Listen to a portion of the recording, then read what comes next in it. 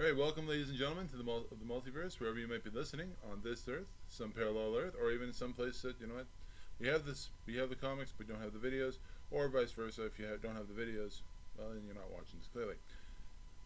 My name is Rogue Convoy, and welcome back to, I'm going to call it Blackest Night Part 2, but it's a more look into the Green Lantern Corps and the different leaders that go with it.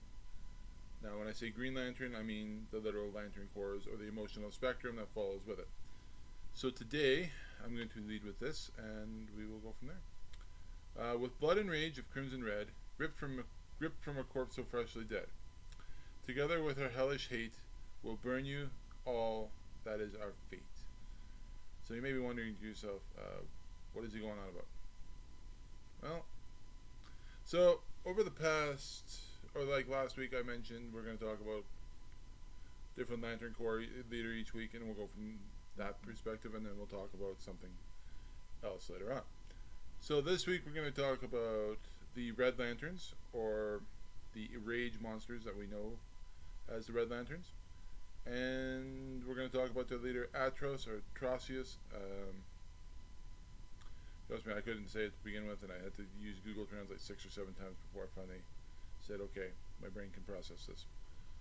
So with that, we'll sit back, we'll relax. We're going to travel to Green Lantern Sector 666. Green Lanterns all have divided the universe into sections, with each member or each section having its own set of lanterns, except for Earth's sector, because for some weird reason we need to have 6 guys here watching us. Apparently we have a lot of stuff going on. So we'll sit back, we'll relax, we'll talk about Atrocitus, the Red Lantern leader, and then maybe we'll go from there. Okay. So Atros was born on planet Ryut. That's going to come up a lot later on, as for a different reason. Which was located in Green Lantern Corps number 666. So the sector that this particular person comes from is one of the Lantern Corps sectors, and obviously had the Green Lanterns watching over it and not interfering. When he became an adult, he met his future wife Ferta, and the two quickly fell in love. Atros and Ferta eventually get married and have 2 children. Daughter's name is Trachea, and I believe the son's name is Limmy, but again, some of these names are not pronounceable. I mean, DC had the right idea when they went with the comics, but when you're reading it, you're like, okay, I don't really need to know his name, but we'll go from there. And then, so basically, when the children were young, their planet Ryut, was invaded by the Guardians of Oa, who are the immortal guardians, basically over all of the Green Lantern leaders. Again, we'll meet them later. And the Manhunters. So the very first incarnation of the Green Lanterns were these robots that these guardians said, okay, go police the universe, and they went and did it. And so, yeah. So the Manhunters in this particular sector had a glitch. And so they would basically go and they would kill anyone who had committed a crime, even how small it was. Even if you were jaywalking across the street like here nowadays, you wouldn't be able to get away with that there, because those guys would basically just kill you for doing that.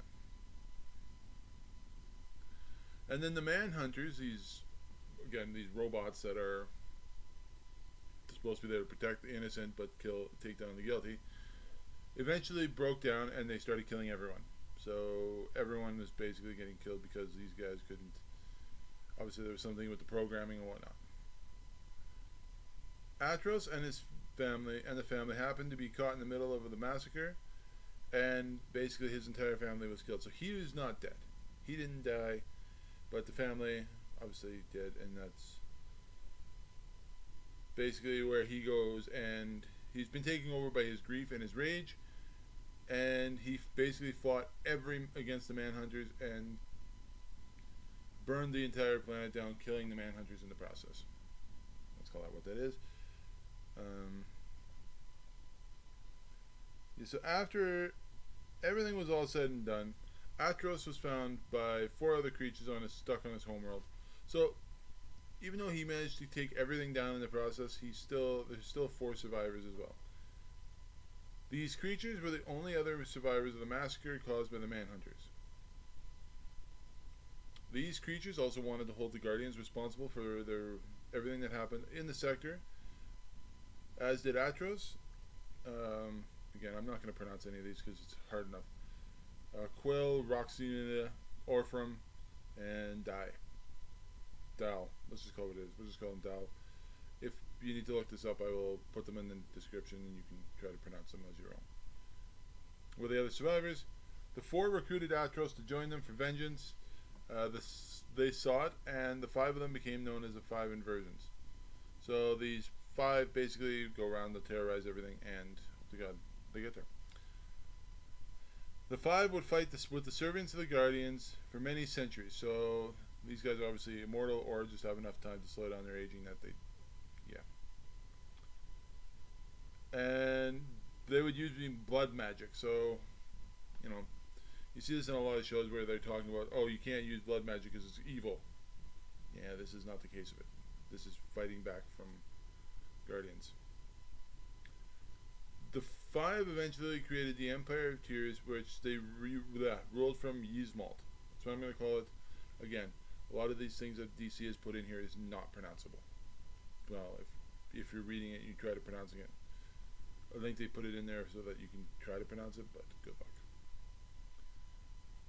In Sector 2814, after 2 millennia and the Empire survived, Atros wanted to continue to hold new powers and to continue his vengeance. So, over the time, obviously 2,000 years apart, he wanted to go into Earth's sector and try to take new powers and whatnot.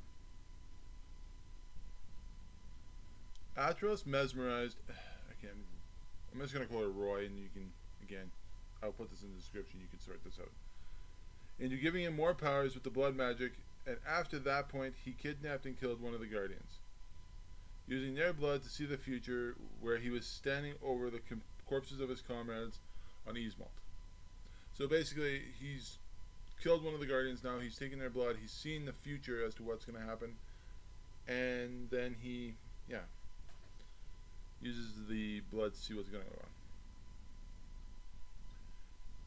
And so many eons go by, and Atros and the Inversions are then finally defeated by the Guardians because of the Green Lanterns. So the Manhunters obviously failed their first mission, but the Guardians learned their lesson and they used the Green Lanterns to protect them, essentially. The group was imprisoned on the planet, and they're basically left there to die. So okay, so we've defeated you, we're just going to leave you here, you're going to be in prison, and you can just die. The prophecy that Atros had saw had come true, and then Atros goes and kills his entire, the friends that he has still remaining. So he kills the four other inversions, and in order to make him the remaining survivor. He used the blood of he used the blood of the other 4 in order to begin creating the red light of rage. So that point where he's getting his own lantern, or creating his own lantern ring, and basically forming the first Red Lantern battery. The battery would harness red light, and basically he used their blood to create the battery on Yzmalt. So he used their blood, created this Red Lantern battery, and then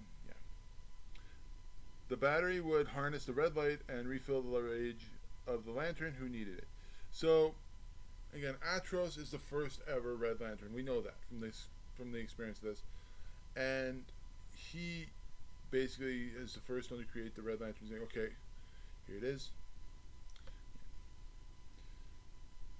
And then he used his own, he used his own rage within, to create the first Red Lantern ring. So that is where he's creating the rage using his own self and filling the Red Lantern, and creating the ring in the process.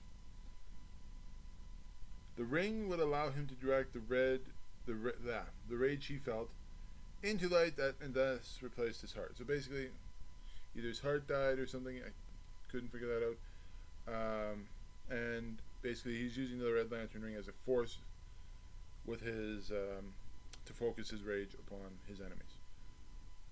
With the Battering ring, Atrocitus died that day. So basically, Atrocitus no longer lives, but Atrocitus, I was going to call that what it is, Atrocitus, becomes alive basically, and think of it he's just changing his name. Really, it's the same guy. And the first Red Lantern, and he would over time create more rings, which would pick out the most hateful beings in the universe and turn them into Red Lanterns themselves. So over time, he would just create his own lantern rings and send them out and hope to God he finds the right person.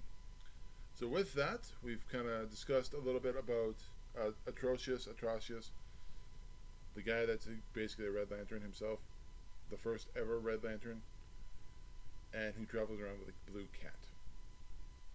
You can determine from there. Let the universe be your guide. Let the multiple opportunities allow you to travel, and hope to God you find something interesting. My name is Rogue Convoy, and this has been Red Lantern edition of Ultimate Mayhem. Stop.